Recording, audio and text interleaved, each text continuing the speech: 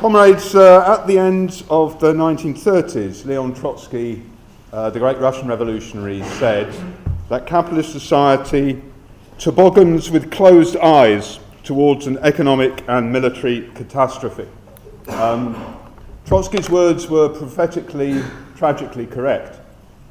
Capitalist society was indeed moving towards the era of Auschwitz, Hiroshima and Nagasaki, to the greatest bloodletting that history had ever seen. But that same sense, not quite at the same pitch, but the same sense pervades the world today. That with closed eyes, capitalism drives towards an economic, a military, and an environmental catastrophe. And it's in that context that I want to think about what it means to be a revolutionary in 2016. Because there are many people who can see, just as we can, that there are many things wrong with the world. The intense inequality between rich and poor, so that a tiny elite at the top of society has a vast amount of wealth and the people at the bottom have very, very little. People can see the dangers of climate change and environmental degradation. People can see the appalling growth of racism and of the far right and fascist forces in some parts of the world. People can see that, but at the same time, many people at least hope that change can be achieved through parliamentary means and through the sorts of parties that are represented at their best by Jeremy Corbyn, or by Podemos in the Spanish state, or by the economic freedom fighters in South Africa, or for many people, quite rightly inspired by the emergence of Bernie Sanders in the United States. Fairly extraordinary, in truth, that in the United States, someone who can say that they are a democratic socialist and wants a political revolution has been able to challenge powerfully to be the presidential nominee of one of the two historic parties of American capitalism. That's pretty extraordinary, in truth. And it tells us something about a mood that exists across the globe. A hatred of austerity, a hatred of the new normal, whereby no longer should anyone expect their lives to get better. All you can hope for is that they get worse more slowly. A world in which the rich are untouched, and as Sanders always says, a good phrase to remember, the banks regulate the governments rather than governments regulating the banks. And many people feel that's wrong, and they want to do something about it. I want to argue for the relevance of being a revolutionary in 2016. And it's grounded in the fact that the logic of capitalism cannot be diverted onto a path which will take us away towards the prosperity and the future of the vast majority of the planet. The logic of capitalism is, for me, summed up by the fact that when it was revealed that the Arctic ice was shrinking because of global warming, this was seized upon as an opportunity to sink new oil wells in the areas where the ice had retreated. Could there have been a more crazed policy?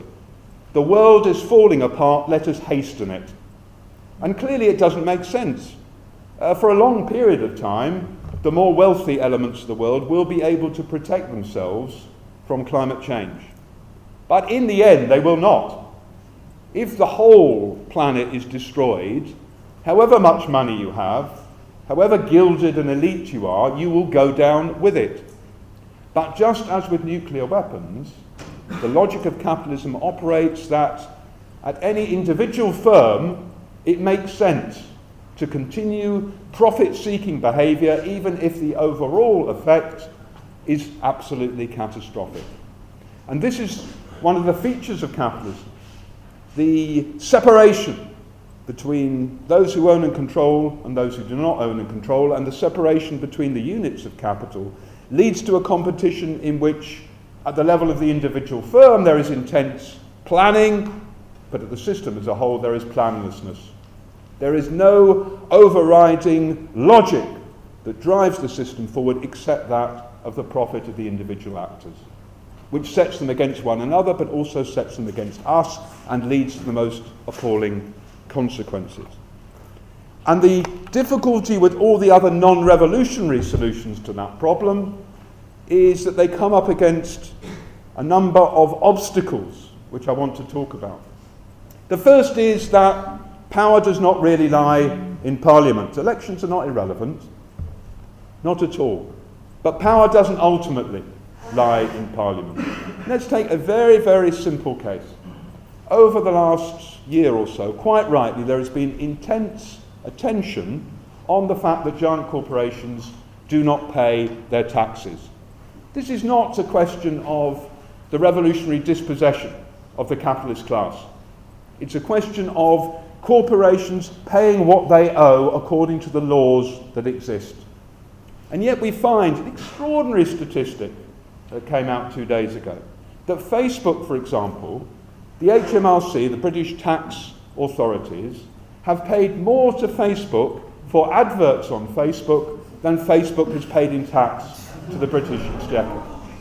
That's an extraordinary fact, that this giant corporation, hugely cash rich, does not even bother to give a little bit more back than might have been expected from the giant corporations. And we know the way that Google has operated. We know the way that Starbucks has operated. We know the way the banks operate. On a very basic and actually quite low-level question of whether or not they pay their taxes, the giant corporations have an arrogance and contempt towards democracy. And that's underlined far more clearly when it's a question of governmental office. Everyone knows by the end of today the story of Syriza in Greece.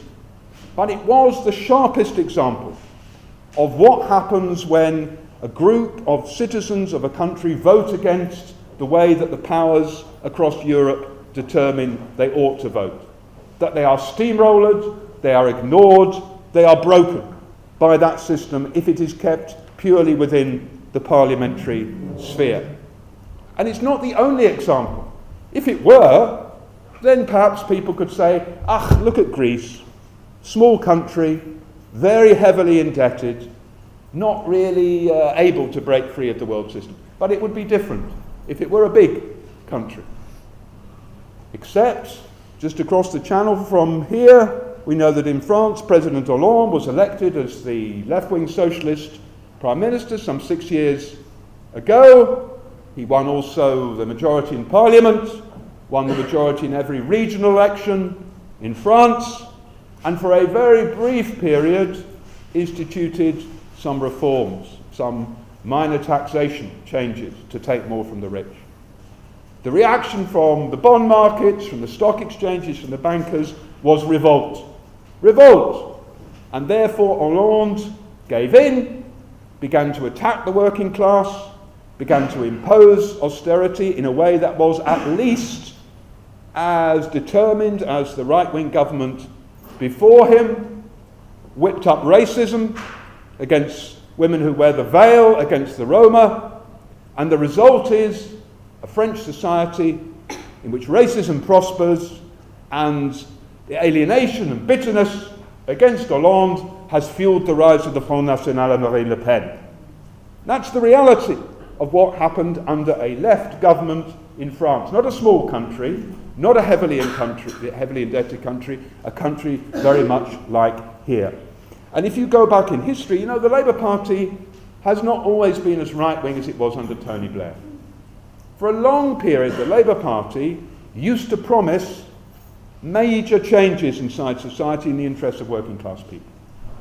And yet, if you look at every one of those Labour Party governments, whether they were led by left-wingers or right-wingers, and most of them were led by people who, at least in their youth, had been left-wingers, in every case, after a short period of reform and change, the opposition of the unaccountable, undemocratic elite inside the banks and the giant corporations forced that government to make a choice, whether either to attack those unelected business elites or to crumble before them, and in every case they crumbled. In every case they implemented cuts, they attacked the public services, they restricted workers' wages, and by their actions provided fertile soil for the growth of racism. Because obviously, for many workers, if their government, a Labour government, betrays them, It strengthens the disillusion and alienation which can fuel forces to the right. This experience cannot be wished away. There is a tendency sometimes on the left simply to move from one experience to another as if they were discrete and unconnected. The reality is, if you want to think about what a Corbyn government would face, the obstacles and opposition it would face, you cannot ignore the experience of Syriza, the experience of Hollande, or the experience of the Labour Party in the 1920s, in the 1940s, the 1960s, and the 1970s.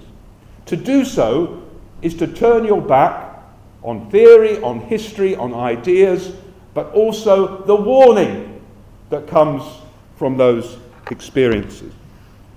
The second point I want to say is, we face a ruling class which is not simply cut adrift from democratic control and accountability, not simply one that ignores elections, but is prepared to use violence if necessary to defend itself. Let's think of some examples. We know that the American ruling class was prepared to lay waste the entirety of Iraqi society in order to defend its power and to keep its control over oil. That war, which led to perhaps 1 million dead Iraqis, was fought to protect not the entirety of their system, but part of the health of their system. Now, in the very, very unlikely event that Bernie Sanders was actually elected, and he said, actually, we're going to change things now, do you really think that the Pentagon and the generals and Microsoft and the great oil corporations and Ford and General Motors would simply stand aside? They would not.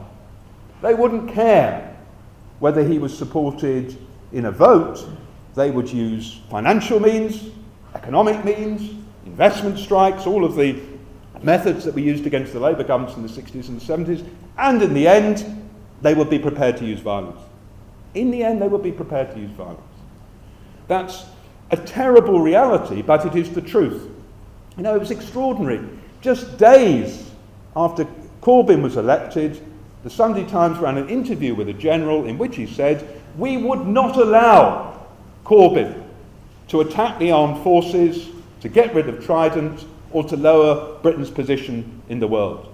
Now, extraordinarily, there wasn't a big inquiry into who this general was and to remove him. This was regarded as an entirely normal and natural thing to say. That it's quite reasonable for this general to speak out and say, should Jeremy Corbyn be supported by voters and get into office, we would have to use measures against him. I'm not saying that they would move troops onto the street the day that Corbyn was elected, not at all. But don't fool yourselves that these people play with these questions. They will use economic means. If they win, that's fine. They will use investment strikes. If that wins, that's fine. But if it doesn't work, they would be prepared to go further than that. And you can actually look back in British history. We're remembering the 100th anniversary of the Great Rising in Dublin, the Easter Rising, where 1,300 men and women took up arms against the greatest empire that had ever existed and shook it to the core. Well worth a celebration.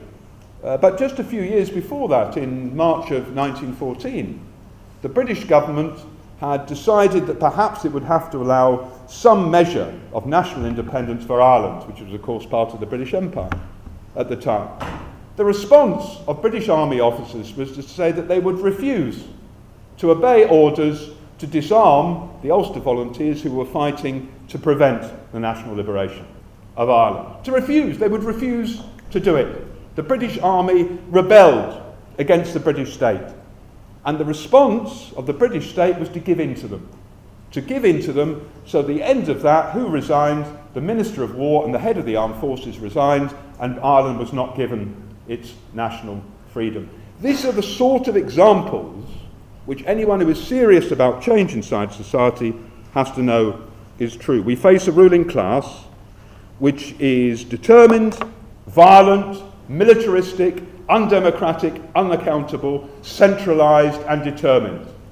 Sorry if that's rather a high bar to be in battle against, but it's the truth about it. So the first reason we need revolution is because power doesn't lie in Parliament. The second is the nature of the ruling class. The third, in some senses, the most important, is the transformation of consciousness, which is required to have a revolution and a socialist society. You see, we believe, don't we, that the emancipation of the working class has to be the act of the working class itself. The phrase self-emancipation of the working class. Nobody can do it for you. Simply electing someone isn't enough. A group of people with guns isn't enough. Some decrees by a government is not enough. People have to experience the transformation of their own lives and those around them through the experience of struggle, and in the course of the struggle they change. This is the key to the understanding of how consciousness can be different. In every great struggle, from a strike to an occupation to a revolution, the most precious achievement is the expansion of the human personality of the masses, as Trotsky put it. That's the biggest thing that happens. People change themselves in the course of changing the world around them. And this is the absolute necessity of revolution. To quote Marx again, Marx said, "A revolution is necessary not only because it's the only way in which the ruling class can be defeated, but that only in a revolution can the oppressed class succeed in ridding itself of the muck of ages and become fitted to found society anew.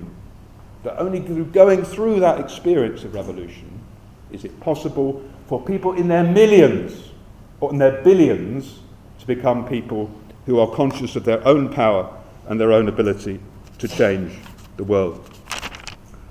And therefore, revolution is more relevant than ever in 2016.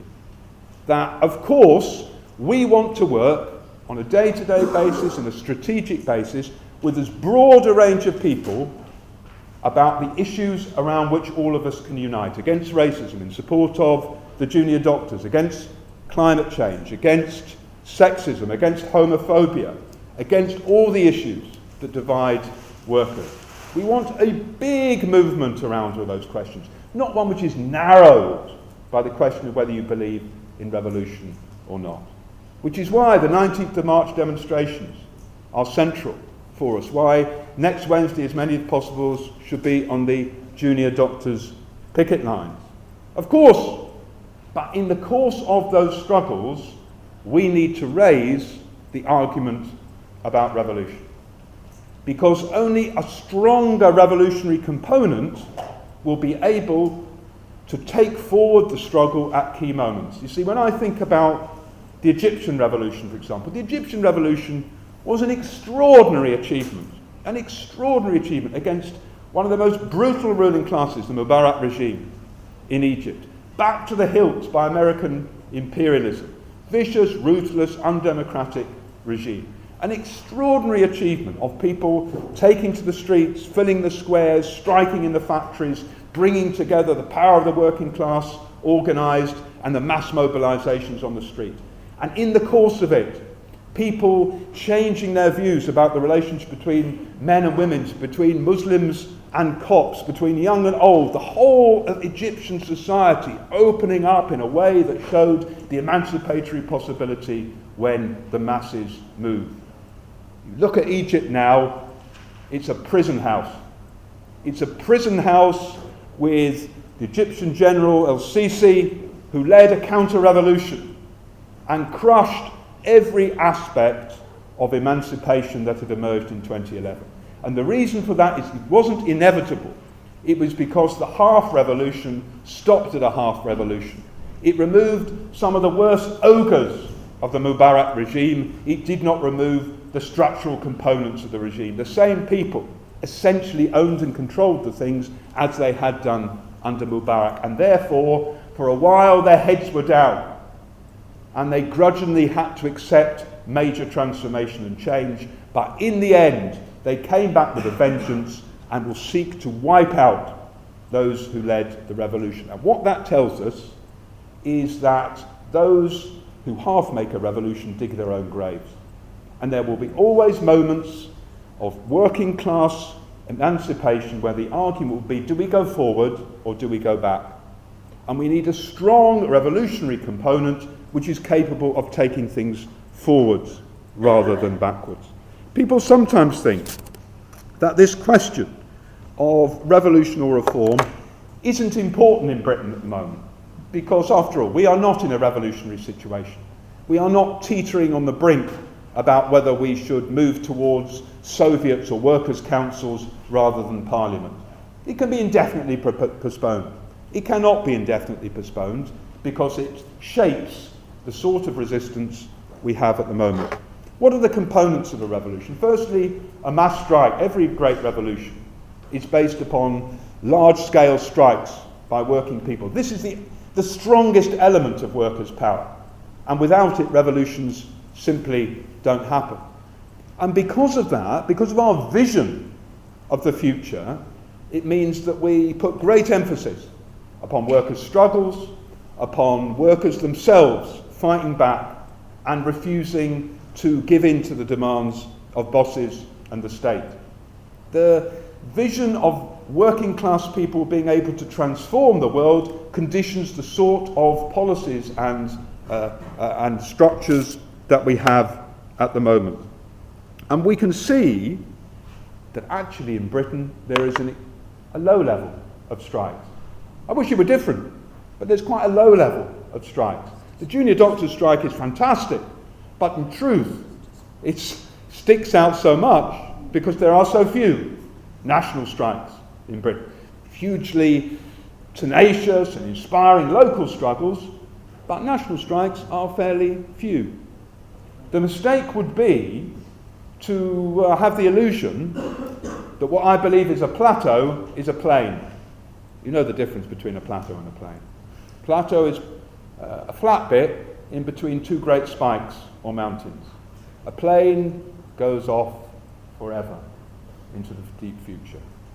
Now, I believe we're in a plateau, that the level of struggle will rise again, that there will be deep, bitter struggles caused by the level of attacks upon working class people.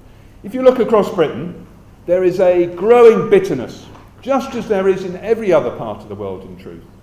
Those political expressions that I spoke about, Syriza in Greece, Podemos, Bernie Sanders, the economic freedom fighters, Jeremy Corbyn, the Scottish National Party, all of them, in different ways, are an expression of that bitterness. In truth, horrible to say it, the Front National is an expression, a wrong, reactionary, racist expression of that bitterness. Donald Trump, awful, thuggish, sexist, racist Donald Trump, nonetheless draws some of his support from people who are bitterly disillusioned with American society and being told that this is the greatest society in the world, and they suffer inside it. And therefore, the question is not whether the bitterness will break out. The bitterness will break out. There's no doubt about that. It will break out in various ways across the whole of the globe. The question is how that bitterness will be shaped.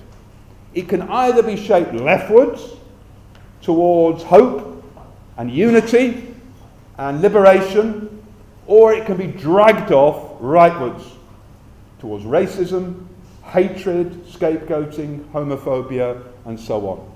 That's the real choice, I think, for us in 2016. And I do not believe that the politics of reformism can offer a real solution to any of the major questions that working people face, nor can it provide a way as an impenetrable barrier towards the right.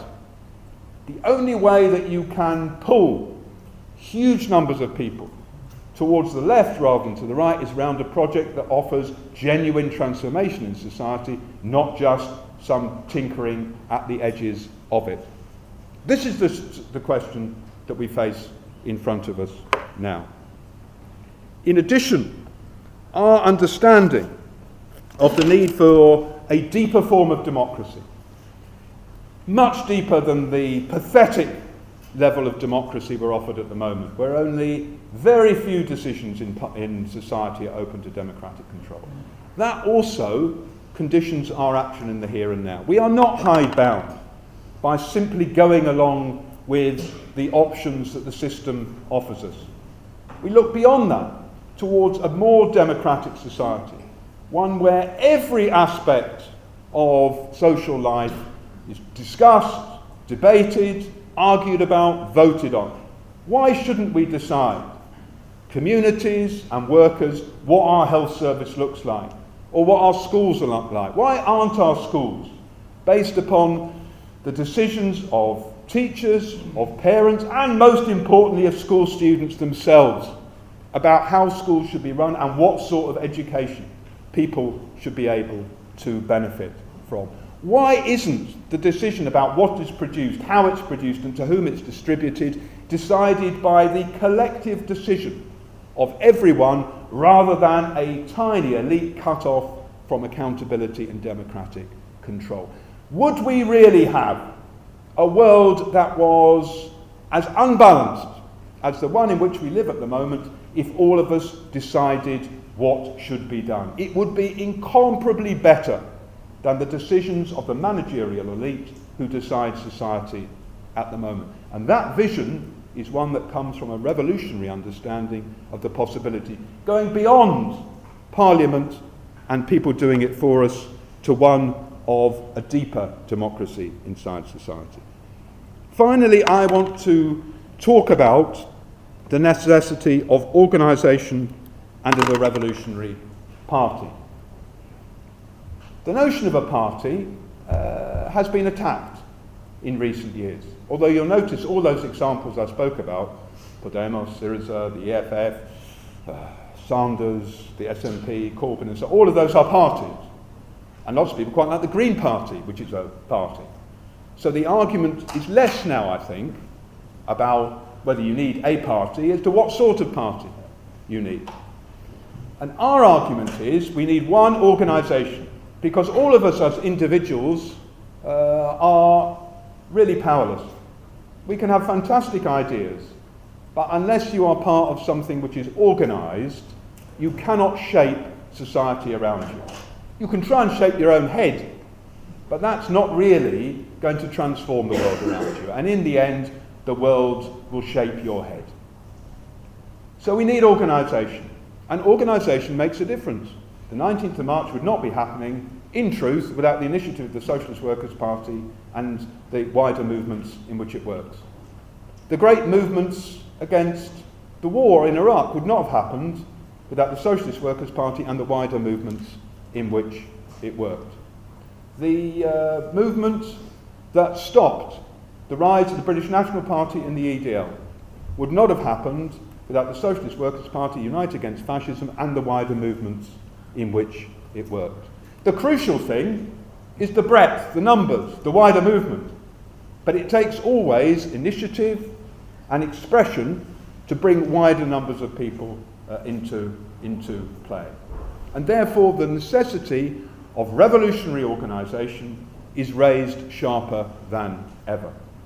And we know that if we are going to tear out the roots of women's oppression, of racism, of homophobia and transphobia and everything that divides us, it will take a battle against a ruling class which is prepared to stop at nothing, which will require a consistent, systematic, determined fight against them on a mass scale. We can only do that together. We can only do that together. And therefore, that's why we argue for revolutionary organisation, which is clear about the limits of Parliament, which is clear about the necessity of overturning the capitalist system itself, but wants also to be deeply involved in every expression of life inside the working class and to work alongside as many people as possible. And therefore, when we talk about Marxism and Marxist theory, it's not a question of intellectual knowledge alone. Ideas matter, but ideas that have to be transferred into practice through revolutionary organisation.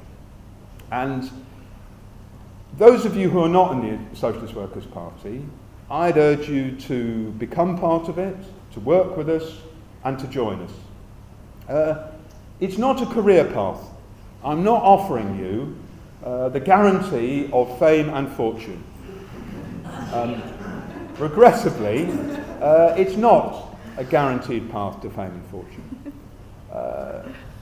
The great socialist Hal Draper said, we can guarantee you nothing except the honour and dignity of fighting for a new and better world rather than the vileness of adapting your mind and heart to the present rotten one.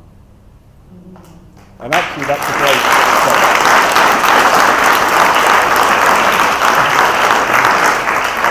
and we do offer you the comradeship and the honour and the dignity of fighting for a better world.